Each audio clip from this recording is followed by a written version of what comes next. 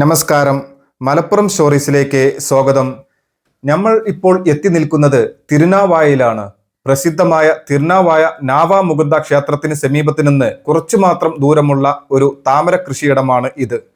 ഈ മനോഹരമായ കൃഷിയിടം കണ്ടപ്പോൾ ഇതിൻ്റെ ചിത്രങ്ങൾ പകർത്താമെന്ന് കരുതി. അപ്പോഴാണ് താമര പറിക്കാനെത്തിയ കർഷകരെ കണ്ടുമുട്ടിയത്. താമര കൃഷി നടത്തുന്ന ഈ കർഷകർ നേരിടുന്ന വെല്ലുവിളികൾ അവർ പങ്കുവച്ചു. അവർ പറഞ്ഞത് താമര കൃഷിക്ക് ഒട്ടേറെ ചെലവ് വരുന്നുണ്ടെന്നും എന്നാൽ സർക്കാരിൽ നിന്ന് യാതൊരു സഹായവും ലഭിക്കുന്നില്ലെന്നുമാണ്.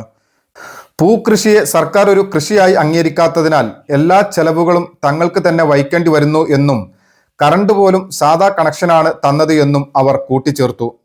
ഈ പ്രാവശ്യം കൃഷി ഓവർ മഴ പെയ്ത കാരണം ഏക്കർ കണക്കിൽ ഒരു 250-300 ഏക്കറോളം കൃഷി നശിച്ചു പോയിട്ടുണ്ടാവും. നമ്മളുടെ മാത്രമല്ല, ഒരുപാട് ആൾക്കാർക്ക്. ഇപ്പം നമ്മളുടെ ഇവിടെ ഈ 2-3 കണ്ടത്തിലേ ശരിക്കും പോവുള്ളൂ, ബാക്കിയുള്ള കണ്ടത്തിലൊന്നും പോവില്ല. ബാക്കി എല്ലാവർക്കും നഷ്ടം തന്നെയാണ്. അപ്പോൾ ഇതിൽ മറ്റേ നിങ്ങൾ കൃഷി ചെയ്യുമ്പോൾ നമ്മുടെ സർക്കാരിന്റെ ഭാഗത്ത് നിന്ന് സപ്പോർട്ട് കിട്ടണ്ട? ഒരു സപ്പോർട്ടും ഇല്ല. ഒന്നുമില്ല, ഒന്നുമില്ല. അവരുമായിട്ട് നിങ്ങൾ ബന്ധപ്പെട്ടിരുന്നോ? കൃഷി വകുപ്പുമായി അത് ബന്ധപ്പെട്ടിട്ട് കാര്യമില്ല. അവർ മറ്റേ ഇതിന്റെ കറണ്ട് കണക്ഷൻ മോട്ടറിന് കിട്ടാനും വേണ്ടിയിട്ട് അത് നമ്മൾ സാധാ നമ്മളെ വീട് പണിക്ക് എടുക്കുന്ന കണക്ഷനാണ് നമുക്ക് തരുന്നത്. ഏത് റേറ്റ് കൂടുതലുള്ള സബ്സിഡി ഉള്ള കണക്ഷനൊന്നുമല്ല നമുക്ക് തന്നത്.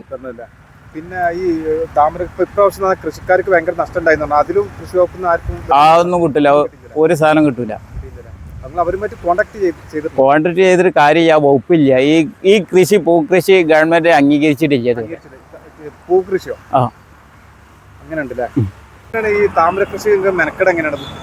മെനക്കെട് എന്ന് പറഞ്ഞാൽ ഞങ്ങൾ ഈ സ്ഥലങ്ങളൊക്കെ പാട്ടത്തിനെടുക്കും. നമുക്ക് സ്ഥലമൊന്നുമില്ല, നമുക്ക് 8 സെന്റ് സ്ഥലമുള്ളൂ. ഇത് നമ്മൾ പാട്ടത്തിനെടുത്ത കൃഷി ചെയ്തിട്ട് ഇപ്പം ഈ കാണുന്ന കണ്ടത്തിൽ ഇത് താമരായി വരുമ്പോഴത്തേന് 19,000 റുപ്യ നമുക്ക് ചിലവുണ്ട്. ഇപ്പോൾ പൂവിന് റേറ്റ് ഇല്ലാത്ത ടൈമാണ്. ഈ ആയുധ പൂജ ആയാലൊക്കെ റേറ്റ് കൂടുള്ളൂ. ഇപ്പോൾ പറ്റ റേറ്റ്, അതാണ് പൂ ഇങ്ങനെ വിരിഞ്ഞു പോണത്. സാമ്പത്തിക ചെലവ് ഭയങ്കര. ഇതിൽ കൂലിപ്പണിയാണ് ചെലവ് കൂടുക. പുല്ലുപരി ഇതൊക്കെ കളപറിക്കല്.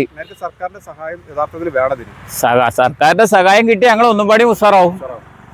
പൂവിന് ആർക്ക് വേണമെന്നുണ്ടെങ്കിലും നമ്മളെ നമ്പറിൽ ബന്ധപ്പെട്ടിട്ടുണ്ടെങ്കിൽ മിതമായ ലെവലിലേക്ക് പൂ കൊടുക്കുന്നതാണ്. പിന്നെ തന്നെ ഞങ്ങളെ രണ്ടാളും അധ്വാനാണിത്. നമ്മുടെ കർഷകരെ പ്രോത്സാഹിപ്പിക്കേണ്ടത് നമ്മുടെ ഉത്തരവാദിത്തമാണെന്ന ബോധ്യത്തോടെയാണ് മലപ്പുറം സ്റ്റോറീസ് ഈ കഥ പങ്കുവെക്കുന്നത്. യാതൊരു പ്രതിഫലേച്ഛയും കൂടാതെയാണ് മലപ്പുറം സ്റ്റോറീസ് ഈ വാർത്ത പങ്കുവച്ചിട്ടുള്ളത്. തിരുനാവായ ക്ഷേത്രത്തിൽ എത്തുന്നവർക്കും മറ്റുള്ളവർക്കുമൊക്കെ താമര ആവശ്യമുണ്ടെങ്കിൽ ഈ കർഷകരെ നേരിട്ട് ബന്ധപ്പെടാവുന്നതാണ്. കർഷകരുടെ ശബ്ദം മലപ്പുറം സ്റ്റോറീസിലൂടെ പങ്കുവെക്കാൻ കഴിഞ്ഞതിൽ സന്തോഷമുണ്ട്. എല്ലാവർക്കും നന്ദി, നമസ്കാരം.